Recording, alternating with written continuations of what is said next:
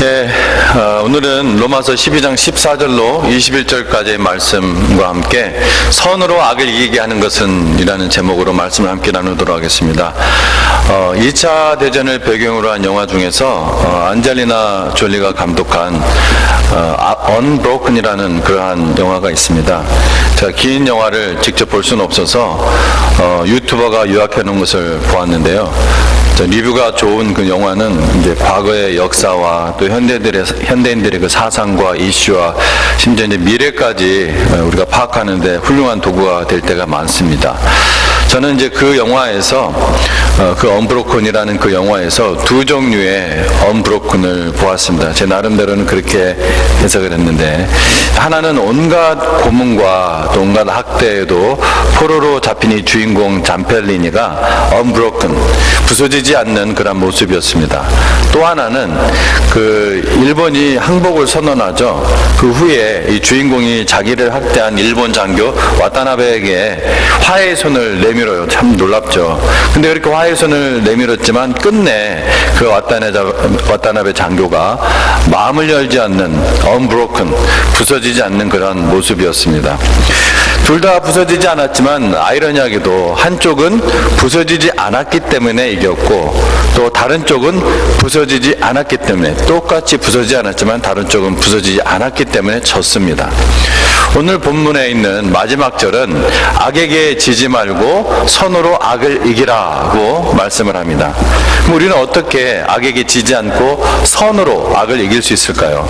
우리가 본문에서 그 구체적인 예를 함께 살펴보도록 하겠습니다. 첫 번째는 공감하는 것으로 악을 이긴다. 선으로 악을 이기는 그 구체적인 방법. 첫 번째, 공감하는 것으로 악을 이긴다. 15절 말씀이죠. 즐거워하는 자들과 함께 즐거워하고 우는 자들과 함께 울어라. 그러니까 즐거워하는 자들과 함께 울고 즐거워하고 우는 자들과 함께 울라. 거꾸로 되면 안 되죠. 이렇게 공감하는 것이 어떻게 보면 쉬운 일 같지만 경우에 따라서 이것이 어려운 일이 되기도 합니다. 내가 호감을 가지고 또 좋아하는 그러한 사람에 대해서는 쉽게 이것을 할 수 있지만, 그렇지 않은 사람에 대해서는 어려운 일이 되는 것이죠. 다른 사람의 즐거운 일이 나에게 호감을 가지고 있지 않은, 내가 참으로 불편해하는 어떤 사람의 그 즐거운 일이 나에게는 괴로움이 될 수 있고, 또 시기심이나 미움이 일어날 수가 있습니다. 그리고 반대로 안 좋은 일에 대해서 기뻐할 수가 있죠. 고소하고 때로는 이런 경우도 봤어요. 모든 사람들이 여기 모여서 함께 다 즐거워하는데 혼자만 즐거워하지 않는 경우도 있어요. 물론 그분에게 어떤 일이 특별한 일이 일어났을 수도 있죠. 그런데 그렇지 않은 경우 말이에요. 이 사람이 그래서 아마도 함께 슬퍼하는 것보다 함께 즐거워하는 것이 더 어려운 것이 아닐까, 저는 이렇게 생각이 듭니다. 그것은 타락된 인간의 본성이죠. 그 사실은 예수님이 말씀해 주신 이 탕자의 비유에서도 잘 알 수가 있습니다. 여러분도 잘 아시는 그 비유라 생각이 됩니다. 때로는 이제 아버지의 비유라도 불리는데, 이 동생이 통 소식이 없다가 받은 유산을 다 탕진하고서 생 거지가 되어서 돌아왔습니다, 집에. 그런데 아버지가 이 잃은 자식을 찾았으니까 얼마나 기뻐요. 그래서 정말 기뻐서 큰 잔치를 벌여서 사람들과 막 함께 기뻐하는데, 이 형은 그 모습을 보고서 결코 기뻐하지 않죠. 죽은 줄 알았던 동생이 돌아온 그 사실보다는 자기는 아버지 옆에서, 그 동생은 나와서 막 그 재산을 탕진하고 있는 동안 자기는 아버지 옆에서 땀을 흘리며 일하고 있었는데, 자기에게는 아버지가 그런 잔치를 벌여주지 않은 것에 대해서 그 흔히 말하는 상대적인 그런 박탈감, 또 동생에 대한 시기로 인해서 사람들과 크게 기뻐하고 있는 그 아버지에게 오히려 다가가서 아주 크게 분노하고 막 따지고 듭니다. 어떻게 저에게 이럴 수가 있습니까? 그러나 예수 안에 있는 자는 죄성이 이끄는 대로 그런 마음을 내버려 두서는 안 되죠. 저와 여러분에게는 예외 없이 이러한 마음들이 있습니다. 그러나 우리가 그러한 마음들이 일어날 때 그 마음대로 끌려가서는 안 된다는 것이죠. 우리 안에는 성령 하나님이 계시는데, 그 성령 하나님이 우리를 이끌어 가시는 대로, 예수님의 성품이 우리를 이끌어 가시는 대로 우리가 따라가야 된다는 것입니다. 하나님의 사랑은 그래서 공감하는 사랑, 그 사람과 같이 되는 것입니다. 그 사람과 동일시되고 그 사람과 같이 느끼고 그 사람의 기쁨과 슬픔이 또 나의 기쁨과 나의 슬픔이 되는 것입니다. 그게 공감이라는 것입니다. 우리 주님께서 그렇게 하셨죠. 그리스도인이라는 것은 그리스도를 닮은 사람들, 그리고 그리스도를 닮기를 원하는 사람들이 그리스도인 아닙니까? 기쁨이 넘치는 잔치에 예수님은 참여하셨고, 마리아가, 그 육신의 어머니 마리아가 요청하셨을 때 그것이 예수님이 원래 뜻이 아니었지만 그들을 위해서, 그 잔치의 그 기쁨을 위해서 다 떨어졌기 때문에 포도주가 물을 포도주로 만들어 주셨습니다. 사람들이 정말 꺼려하는 그러한 죄인들과도 같이 앉아서 같이 먹고 같이 즐기고 같이 기쁨을 함께 나누었습니다. 그리고 어떻게 했습니까? 가족을 잃은 그런 사람들과는 어떻게 했어요? 함께 그 슬픔에 빠져있는 그 자들과 함께 하시고 함께 우셨습니다. 이것이 바로 공감이죠. 주님이 내 삶의 이유가 되신다면 무엇이 우리의 즐거움이 되고 또 무엇이 우리의 슬픔이 될까요? 주님을 생각할 때 다른 사람의 기쁨에 내가 반감을 가질 이유가 있을까요? 주님을 생각할 때 다른 사람의 그 슬픔에 우리가 공감하지 못할 이유가 있을까요? 오히려 우리가 그럴 때 그러한 마음을 주님께 인도할 수 있는 기회가 되지 않겠습니까? 기쁠 때 혹은 슬플 때 바로 그럴 때 그 사람들을, 그러한 마음을 주님께로 인도하시지 않겠습니까? 두 번째로, 선으로 악을 이기는 그 구체적인 신뢰. 두 번째, 겸손으로 악을 이긴다는 것입니다. 겸손함으로. 16절 말씀이죠. 서로 마음을 같이하여 높은 데에 마음을 두지 말고 도리어 낮은 데 처하며 스스로 지혜 있는 채 하지 말라. 먼저 누구들과 서로 마음을 같이 하라는 말씀입니까? 아무나 하고 마음을 같이 할 수는 없죠. 또 아무나 하고 우리가 마음을 같이 해서는 안 됩니다. 그리스도인들은. 세상 사람과 마음을 같이 하라는 말인가요? 세상 사람들이 그 사상과? 아니죠. 적어도 이 본문에서는 그게 아닙니다. 또 나하고 피를 나눈 내 아들, 내 이런 자식들 혹은 부모님 혹은 남편과 아내, 하여튼 가족끼리 이렇게 똘똘 뭉치라는 얘기인가요? 그것도 아닙니다. 적어도 오늘 본문 12장의 문맥에서 우리가 살펴봐야 되죠. 서로 마음을 같이 하라는 이 서로가 누군지는. 4절과 5절에서 그것을 가리키고 있습니다. 한 몸에 많은 지체를 이루고 있는 교회의 형제자매들과 서로 마음을 같이 하라는 것입니다. 어찌하여 마음이 갈리게 되고 또 어떻게 하면은 우리 마음을 같이 품게 됩니까? 사도는 빌립보서 2장 2절에서 마음을 같이하며 같은 사랑을 가지고 뜻을 합하며 한 마음을 품어, 전부 다 같은 말이잖아요. 그렇죠? 틀린 말이 있습니까? 전부 다 똑같은 말을 반복적으로 강조하면서 아무 일에든지 다툼이나 허영으로 하지 말고 오직 겸손한 마음으로 각각 자기보다 남을 낮게 여기라, 이렇게 말씀을 하고 있습니다. 그래도 바울이 안심이 안 되는데 이어지는 빌립보서 2장 8절에서 그 근본적인 처방을 내리죠. 너희 안에 이 마음을 품으라. 곧 그리스도 예수의 마음이니. 예수 그리스도의 마음은 어땠습니까? 이어지는 구절에서 자기를 낮추시고 죽기까지 복종하셨으니 곧 십자가에 죽으심이라. 우리가 정말 나 자신을 죽이는 셀프 디나이어라는, 자기를 부인하는 그 낮춤까지 낮아지라는 말씀이죠. 성경은 우리가 읽었던 그 로마서에서도, 즉 서로 마음을 같이하여 높은 데 마음을 두지 말고 도리어 낮은 데 처하며 스스로 지혜 있는 채 하지 말라, 이렇게 로마서에서도 같이 빌립보에서도 같은 권면을, 아니 성경 곳곳에서 겸손함을 강조하고 있는 것입니다. 왜 한마음이 우리가 되지 못합니까? 그 이면에는 12장 16절의 말씀처럼 높은 데 마음을 두는 그 교만이 깔려 있기 때문에 그렇습니다. 교만은 사람과의 관계에 있어서 문제를 일으킵니다. 교만은 내가 맞고 다른 사람은 틀리다고 말합니다. 교만은 나는 그럴 자격이 있지만 다른 사람은 없다고 말합니다. 교만은 나는 할 수 있고 그래도 되지만은 다른 사람은 아니라고 말하는 것입니다. 교만은 질투하고 시기하게 만들고, 교만은 회개하는 마음이 아니라 수치스러워하는 마음을 갖게 합니다. 여러분이 의아할 수도 있죠. 여러분, 뉘우치는 마음하고 수치스러운 마음은 전혀 다른 마음입니다. 이 수치스러움은 그 수치스러움을 감추기 위해서 자신을 속이고 거짓말하고 스스로 망하는 길로 가게 합니다. 아담과 여자가 선악과를 먹고 반응했던 것이 무엇입니까? 뉘우치는 마음이었습니까? 아닙니다. 수치스러워하는 마음이었습니다. 회개가 아니라, 뉘우치는 마음이 아니라, 회개가 아니라면 적어도 뉘우치는 마음이어야 되잖아요. 그게 아니라 수치심이었습니다. 그 수치스러움 속에서 무화과 나무 잎으로 자기들을 가리기에 급급했습니다. 그래도 하나님이 일부러 소리를 내시면서 그들에게 듣도록, 그들이 들을 수 있도록 소리를 내시면서 하나님이 가까이 오겠다는 것을 빨리 와서 뉘우치고 무슨 일을 했는지 고백해라, 이런 말씀이죠. 기회를 주신 거예요. 이 소리를 내시면서 가까이 오셨습니다. 그러자 어떻게 했습니까? 아니죠. 뉘우치질 않았어요. 오히려 하나님을 피하고 도망가고 동산나무 사이에 숨어버렸습니다. 고백하기 싫은 거고 뉘우치기 싫은 거고 자기의 그 죄를, 자기의 그 수치를 가리기에 급급했습니다. 여러분, 사람의 이런 모습 자체는 참 불쌍해 보이고 참 처참해 보이지만 이들의 반응 속에 숨어있는 그 뿌리는 교만이라는 것을 기억하시기 바랍니다.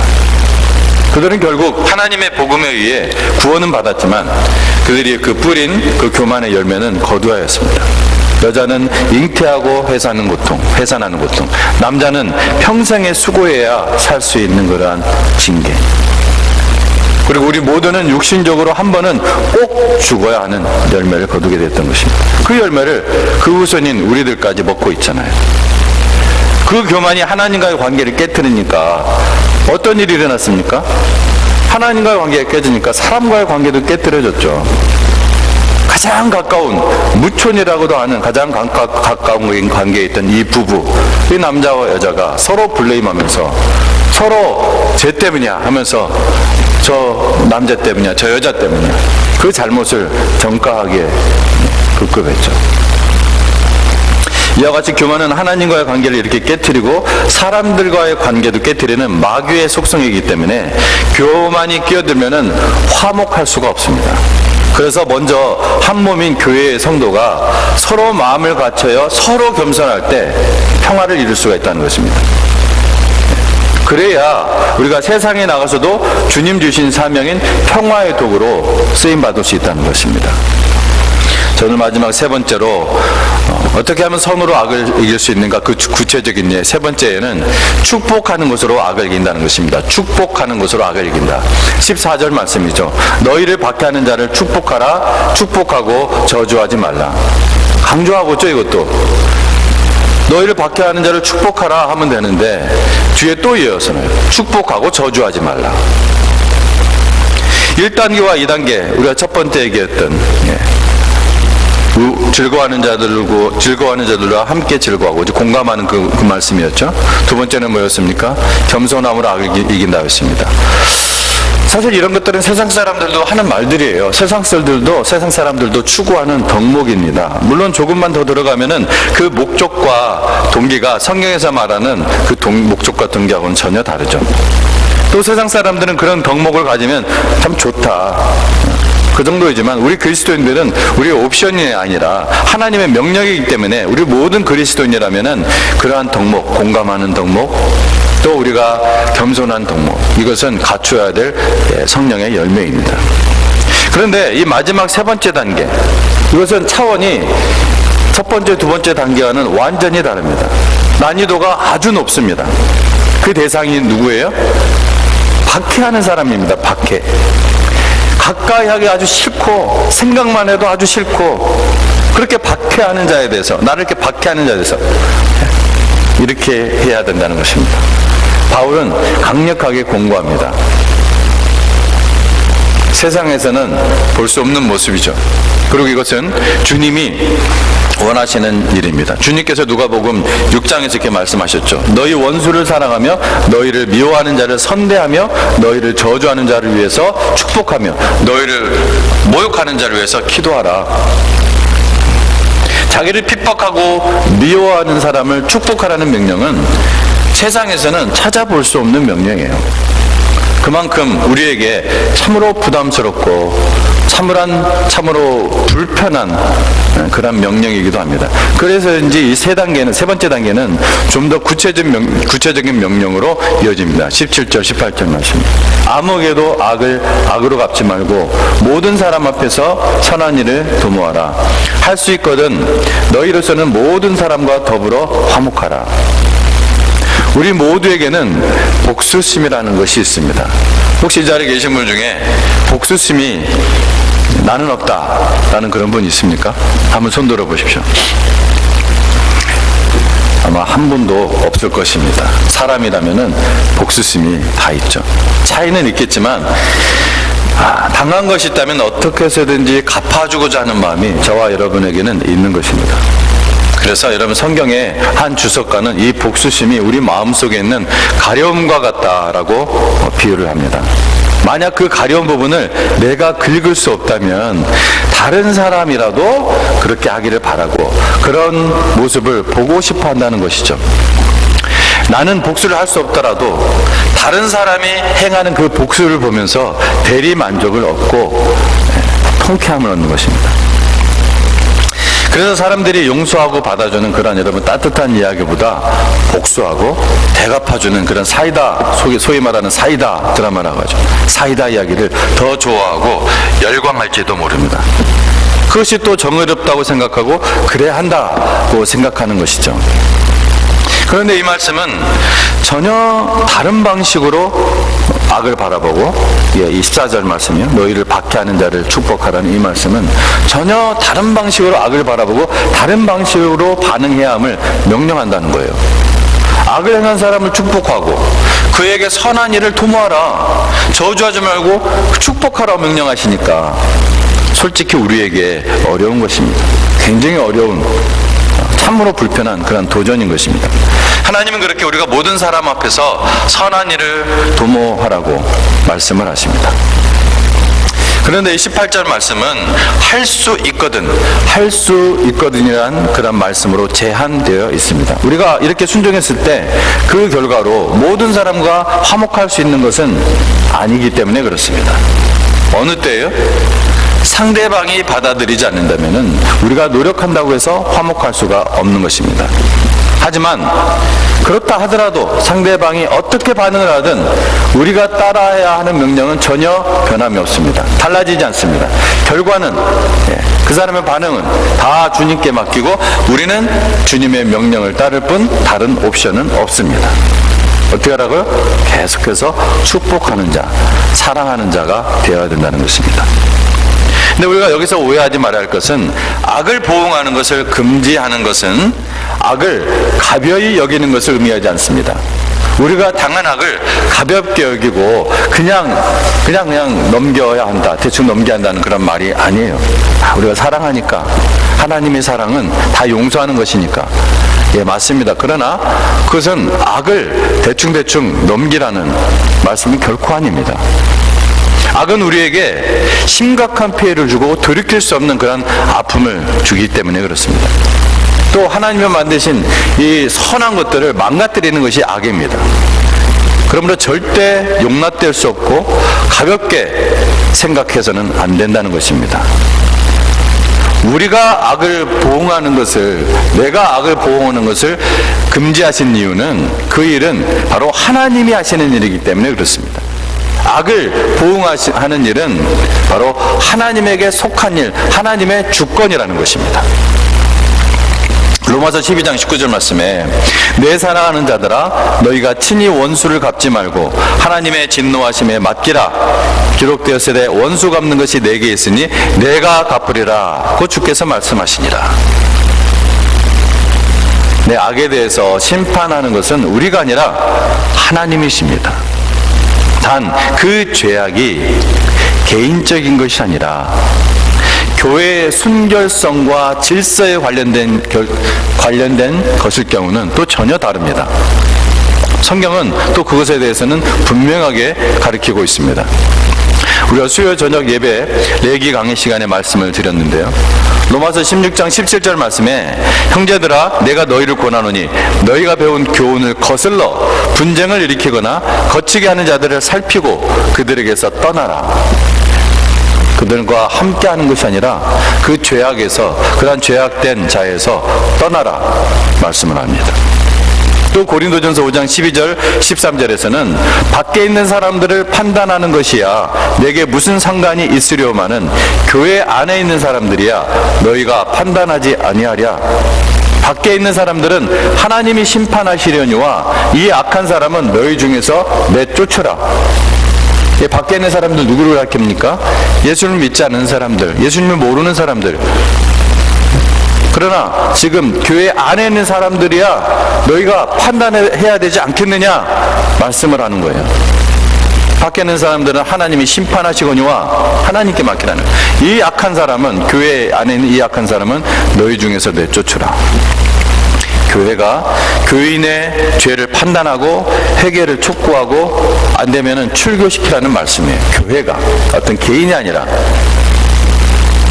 예수님께서는 이것에 대해서 보다 더 구체적인 절차까지 말씀을 하셨죠. 마태복음 18장에서. 마태복음 18장 15절로 17절에 내 형제가 죄를 범하거든 가서 너와 그 사람과만 상대하여 권고하라. 만일 들으면 내가 내 형제를 얻은 것이요 만일 듣지 않거든 한두 사람을 데리고 가서 두세 증인의 입으로 말마다 확증하게 하라. 만일 그들의 말도 듣지 않거든 교회의 말하고 교회의 말도 듣지 않거든 이방인과 세리와 같이 여기라. 그러나 이 교회의 순결성과 이러한 교회의 질서와 관련되지 않은 죄악에 대해서는 하나님의 진노하심에 전적으로 맡겨야 된다는 거예요. 그 하나님 거라는 거예요. 하나님께 속한 주권이라는 것입니다. 내가 그 일을 하겠다고 나서는 것은 하나님의 권한을 침범하는 일이라 할 수 있습니다. 우리는 선으로 악을 이기는 이 구체적인 예들을 본문에서 세 가지로 살펴보았습니다. 근데 이 예들을 한마디로 요약한다면 무엇일까요? 네, 서로 사랑하라입니다. 서로 사랑하라. 예수님은 제자들에게 새 계명을 너희에게 주노니 서로 사랑하라. 내가 너희를 사랑한 것 같이 너희도 서로 사랑하라 말씀하셨습니다. 이 새 계명은 예수님께서 이제 며칠이 지나면 예정대로 곧 십자가에서 달려 죽으실 것을 아시고, 굉장히 중요한 그런 순간이잖아요. 이제 제자들에게 마지막 가르침을 주는 그런 시기란 말이에요. 굉장히 중요한 말씀, 엑기서 같은 말씀, 유언 같은 말씀을 주신 이 계명이었어요. 계명, 새 계명. 그 계명에서, 이 새 계명에서 서로라는 말씀을 주목할 필요가 있습니다. 한쪽에서만 하는 사랑은 이루어질 수가 없기 때문입니다. 여러분, 우리가 서로 사랑해야 됩니다. 예수의 사랑으로. 제가 처음에 설교 시작할 때 영화 언브로큰을 언급했는데, 이 사랑이 화목이 이루어졌습니까? 아닙니다. 이 사랑이 화목이 이루어지기 위해서는 양쪽이 모두 부서져야 일어날 수가 있습니다. 잠펠레니가 그의 언브로큰으로 그 고문과 학대를 이겼지만, 그러나 브로큰한 마음으로 자기의 모든 생각과 판단과 그런 것들, 감정들조차, 원수된 마음조차, 복수하고 싶은 마음조차 다 부서져서 그 왓다나베 장교에게 손을 내밀었을 때, 그 왓다나베 장교가 브로큰 되어야, 역시 자기의 그런 모든 교만과 자기의 아집과 자기의 어떤 그런 고집들이 다 브로큰 되어야, 자기의 수치스러움마저, 자기의 자존심마저 다 브로큰 되어야 그 사랑을 서로 받고 주고 화목할 수가 있는 것이죠. 그러나 그런 일이 일어나지 않았죠. 서로가 이루어지지 않았기 때문에. 죄악을 중요시하고 심판하시는 거룩하신 하나님께서 어떻게 악하고 교만하고 이기적이고, 게다가 나를 이 땅에 존재하도록, 이 세상에 존재하도록 해주신 창조주 하나님을 대적했던 우리를 사랑하실 수가 있는가? 하나님이 먼저 부서지지 않고서는 그 사랑을 하실 수 없습니다. 예, 하나님조차도 우리를 사랑하기 위해서 하나님조차도 부서져야만 했습니다. 독생자 하나님 예수께서 엘리 엘리 라마 사박다니 아버지여 아버지여 어찌하여 나를 버리셨나이까. 이렇게 그 십자가에서 고통 가운데, 아픔 가운데, 버림받는 가운데 부르짖으며 죽으시는 모습을 보셔야만 했던 그 아버지 하나님의 그 부서지는 마음이 아니면 그 사랑을 하실 수 없었다는 거예요. 아들 하나님이신 예수님의 그 몸과 마음이 십자가에서 부서지지 않고서는 그 사랑을 하실 수 없었다는 것입니다. 그러나 그 위대한 사랑도 일방적일 경우 하나님의 그 위대하신 삼위 하나님의 그 위대하신 사랑도 일방적일 경우 결코 이루어질 수가 없습니다. 나도 부서져야 됩니다. 그 사랑을 받는 우리도 부서져야 됩니다. 나의 교만이 부서지고 나의 불신이 부서져서 그 사랑을 믿음으로 받을 때 비로소 하나님의 사랑은 우리 안에 이루어지는 것입니다. 성도 여러분, 바로 우리는 그렇게 놀랍고 그 위대한 사랑을 받은 하나님의 자녀들인 것입니다.